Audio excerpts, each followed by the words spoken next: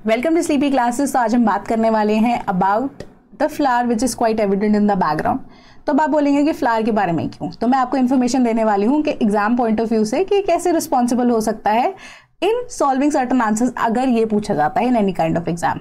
ठीक है, so this flower being pretty is pretty deadly as well, क्योंकि अगर आप न्यूज़ को फॉलो करते होंगे तो आपने देखा होगा कि केरला में जो कि एक प्रैक्टिसिंग नर्स थी, she died by consuming the leaves of oleander plant.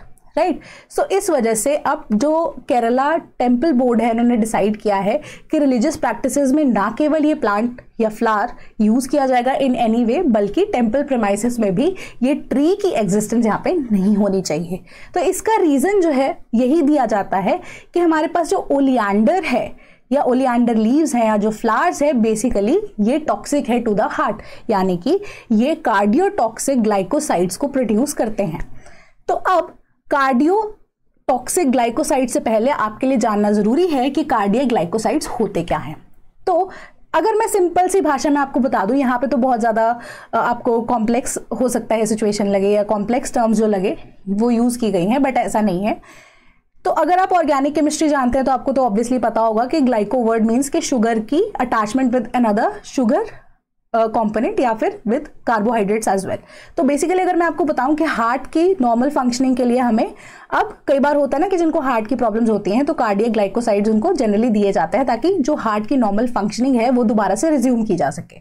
वेराज जब हम ओलियंडर की बात करते हैं तो वो कार्डियोटॉक्सिक ग्लाइकोसाइड को प्रोड्यूस करता है, यानी कि ऐसे एंजाइम्स जिनका नाम एक्चुअली में क्या है, ओलियंडरिन है, फॉलिनेरिन है एंड डिजिटॉक्सिजनिन है, इनको रिलीज करता है, जिससे क्या होता है कि हार्ट का जो वर्किंग है वो एकदम से हैम्पर हो जाता है एंड आपका हार्ट एक्चुअली में काम करना इमीडिएटली बंद कर सकता है।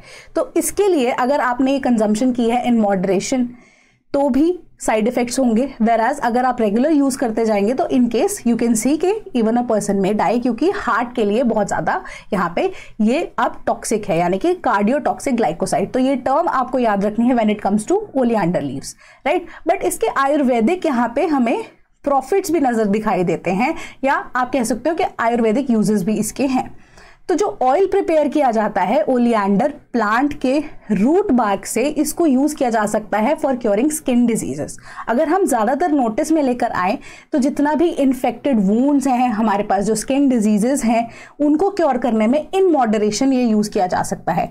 माइक्रोब्स के एंड पैरासाइट्स को किल करने के लिए इसको यूज किया जा सकता है एंड बॉडीली ईचिंग के लिए इसको यूज किया जा सकता है। ठीक है, बट अगेन मैं ये चीज कहूंगी कि चाणक्य संहिता में या इवन की आयुर्वेदिक यूजेस में भी एक्सेसिव यूज के ऊपर यहाँ पे इसे एज पॉइजन ही डिनोट किया गया है। सो यहाँ पे एलोपैथिक एंड आयुर्वेदिक यूजेस आपस में क्लैश नहीं करते हैं। दे बोथ बिलीव कि एक्सट्रीम यूज या इवन की जितनी भी परमिसिबल लिमिट्स है उसके बाद अगर इसका यूज या कंजम्पशन किसी भी फॉर्म में किया जाता है, it may cause even death या it can be even harmful to the body, right. तो अब अगर प्रीलिम्स पर्सपेक्टिव से आपसे ये चीज पूछी जाए कि इसके और क्या क्या नाम है, तो हो सकता है आपको स्टेटमेंट बेस्ड क्वेश्चंस में यहाँ पे नीरियम ओलियंडर की बात बता दी जाए। ठीक है, कि नीरियम ओलियंडर जो है वो अब है कि नहीं है हमारे पास कार्डियोटॉक्सिक ग्लाइकोसाइड, है ना। रोज बे, कारवीरा, अराली, देन कानावीरम एंड कनेर, ये जितने भी नाम हैं ये ओलियंडर के ही हैं, राइट। अपार्ट फ्रॉम दैट ये कहाँ पे पाए जाते हैं, तो इन कंट्रीज लाइक इंडिया, यानी कि ट्रॉपिकल सब ट्रॉपिकल टेम्परेट रीजन में ये बेसिकली पाए जाते हैं। And it is a shrub जो कि ऑर्नामेंटल पर्पसेस के लिए यूज किए जा रहे हैं, लैंडस्केपिंग, अगर आप देखेंगे कि डिवाइडर्स के लिए भी यूज किए जाते हैं।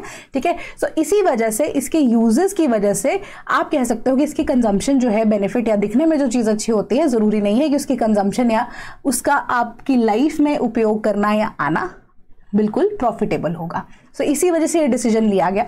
सो अब प्रीलिम्स पॉइंट ऑफ व्यू से या इवन ओवरऑल अगर मैं बताऊं किसी भी एग्जाम पॉइंट ऑफ व्यू से, अब आपको टर्म्स यहाँ पे क्या क्या याद रखनी है कि ये कहाँ पे पाए जाते हैं, इनके क्या क्या डिफरेंट नेम्स हैं, एंड ये डिसीजन क्यों लिया गया, क्योंकि इसका बॉडीली या ह्यूमन कंजम्पशन पे बहुत ही बुरा इंपैक्ट है, यानी कि it can cause the death of a person, right. So these are the different but simple things जो कि आपको ध्यान में रखनी है कि आपसे पूछा जा सकता है, क्योंकि वर्ड प्ले पे ही यूपीएससी या इवन के कोई भी कॉम्पिटिटिव एग्जाम यहाँ पर प्ले करता है। सो आफ्टर दैट यूपीपीसीएस का एग्जाम भी नो कि प्रीलिम्स जुलाई में आ रहा है, सॉरी।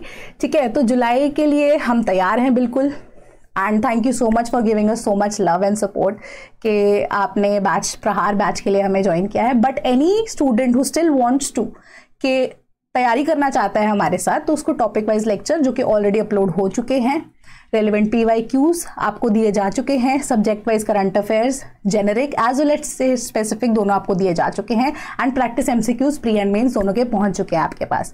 एंड अगर आप ये कोर्स में या बैच में एनरोल करते हैं, आपको सेपरेट टेलीग्राम ग्रुप में यहाँ पे ऐड कर दिया जाता है, all at a price of 9999, and कोई भी कूपन कोड आप इस पे लगाएंगे तो it will be giving you more benefits, additional discount आपको यहाँ पे मिल जाएगा।